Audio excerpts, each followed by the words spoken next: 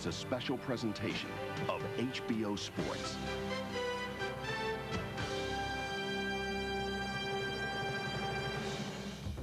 In the desert city where summer temperatures often exceed 110 degrees, two of boxing's best travel west, hoping to answer two burning questions. Question one, mirror, mirror on the wall, who is the best heavyweight of them all? In a division where headlines debate the place in history of an undisputed champion and his ancient opposition. Some might forget the still rising tide of young talent, like smooth Lennox Lewis of England, like hard-punching Michael Moore of the southpaw side, and like tested and tenacious Donovan Razor Ruddick. But the one young lion stirring up the most noise is Riddick Bowe, fighter who believes it's his time to wear the crown. And should Bowe, as expected, get by his opponent tonight, his next fight will be against Evander Holyfield in the fall. Question two, mirror, mirror on the wall, who's the best pound-for-pound fighter of them all? Well, it's hard to argue against the undefeated Julio Cesar Chavez, and you can be certain that boxing's newest star sensation, Terry Norris, gets his share of votes. But don't ever count out Norfolk's native son, Pernell Whitaker, testimony that big things in boxing can come in small packages. Tonight, boxing's littlest big man tries for his second title as he attempts to dethrone the 140-pound division's hardest puncher, IBF junior welterweight champ Rafael Pineda. In a moment, the mercury in the desert reaches for another level.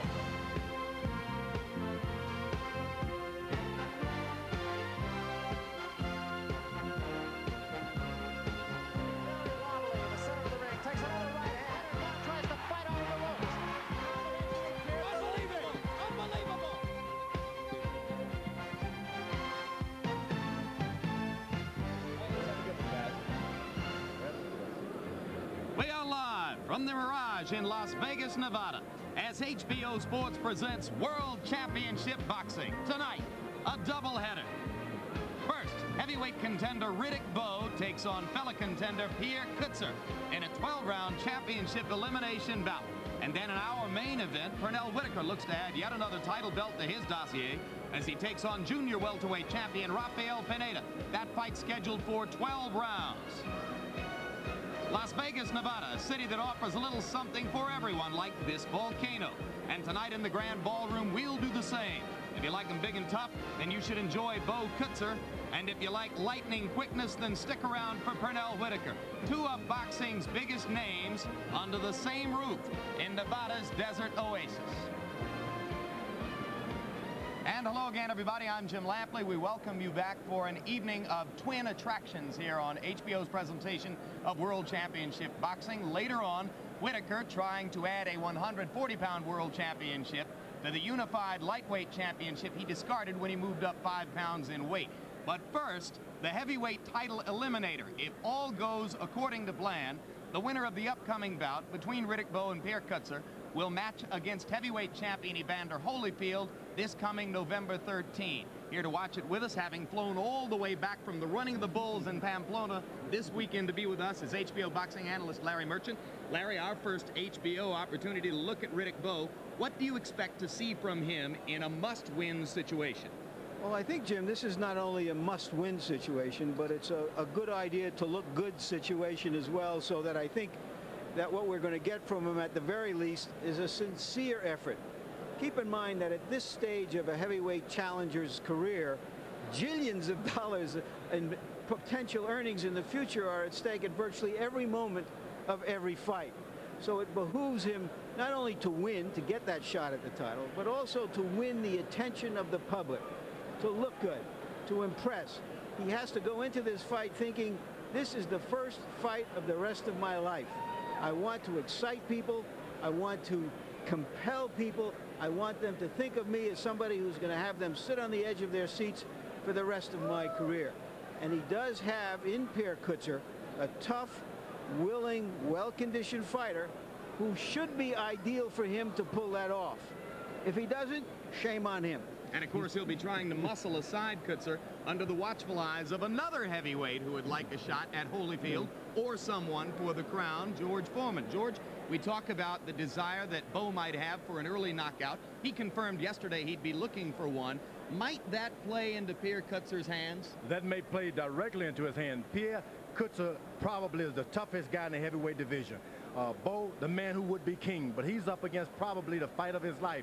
If it ends quick, fortunate for him, but if not, it can be the roughest night of his whole life. In fact, you suspect that maybe an upset is in the offing. I think so. I love Riddick Bowe. I love his family, but this guy, Pierre Coetzer, is not the fellow you want to meet in a dark alley, not even in Los Angeles. Well, speaking of dark alleys, as a footnote, we should point out that the months leading up to this bout have been marred by the continuing bombast of Bowe's manager, Rock Newman, who suggests that because they are from South Africa, Coetzer and his mates have something to do with apartheid.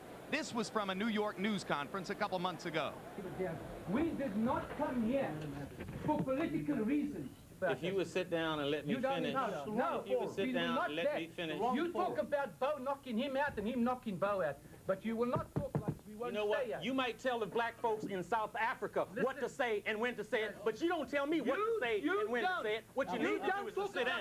That's what you need. I talk about what I want to talk about because at least here, we're free black men as much as we can be. There's Los Angeles, but we're free. You don't tell me what to say and when to say it. Rock, hold on. I'm not telling you. I'm ready to continue.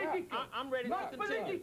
This isn't a... You didn't come here. He didn't come here to talk about black and white racism. Alan, Forget about it. You don't do that. Rock, let him... You talk about the fight. I want to continue, you know... That's what we came here. You know, he's trying to practice apartheid right now and stop me from saying what I want to say. You can't do that, my man. I'm going to finish. Hold. That's not fair, Rock. Bad timing, Larry, in the wake of the abolition of apartheid that we had all hoped and prayed for. To smear Coetzer and his people that way is just totally inappropriate. I'm not sure what Newman's agenda is on a subject like this, but I think it's necessary to point out that at a time when many or most athletes refused to compete in Africa, he sent an athlete to Africa, a fighter, and took money for it. So I don't quite trust what his motives are here. This is a prize fight. I don't know why he wants to saddle Riddick Bowe with it. It's unnecessary. At one point in time, the athletic community behaved very commendably, turning down a lot of money to go down there. This is not the time to play that hand. Indeed. Dwight Muhammad Kawi, while fighting for Rock Newman, went to South Africa and took a purse. George, not the kind of thing we like to see in our sport. No, that apartheid sounds like some kind of pie or something, doesn't it? A pie which, gratefully, has already been sliced up in South Africa. Well, with all that aside, we get ready now for the real business of tonight's bout. And you look at Riddick Bowe as he prepares to enter the ring, his robe adorned with African liberation colors, and you see the banner behind him. All of this a gesture to, of course, the South African anti-apartheid leader Nelson Mandela, with whom Bowe and his manager Newman have attempted to cultivate a relationship. Riddick Bowe, as you see there, has knocked out 26 of his 30 opponents coming into the bout. The one knock delivered against him by many observers. Sure, he knocked out 26 out of 30 guys, but who were they? In a very careful, studied way. You have to give his management credit, particularly Eddie Futch. Remember that he was downgraded severely after his performance, disappointing performance in the 1988 Olympics. Rock Newman picked him up. Eddie Futch has trained him. He's a much better fighter than anybody thought he would become. They've stayed away from anybody who can punch hard. But meantime, he has defeated everybody in front of him and looks like a serious challenger for Evander Holyfield's title. And there's the record for Riddick Bowe: 30 wins, 0 losses, 26 knockouts coming in. Yesterday, a bit of a surprise at the weigh-in as Bowe weighed in at an unexpected 245 pounds. We'll take a look at that moment.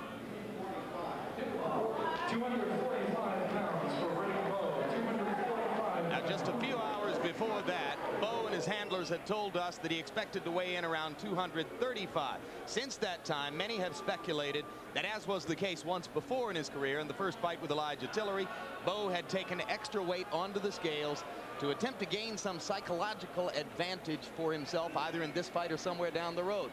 Mystifying, Larry. Well, I don't know what kind of gamesmanship it is, except that Bowe does have a lively imagination, and perhaps he needs to amuse himself before he gets into the ring. And there are consecutive wins for heavyweights at the beginning of a career. You see Tyson stalled at 34 when he was beaten by Buster Douglas. Foreman won 40 in a row before the loss to Muhammad Ali in Zaire. Holmes 48 wins in a row before, of course, the loss to Michael Spinks in the first of those two fights. Rocky Marciano, the only heavyweight champion to retire undefeated. And Riddick Bowe down the list and trying to ascend at 30-0. One rap against him, George, is that he's not tremendously well conditioned from time to time. It's worth pointing out that when you were this age, you weighed 217 pounds and were cut up and well muscled. A lot of punishment, though. I had to go without water and go without things sweet to drink. It wasn't nice.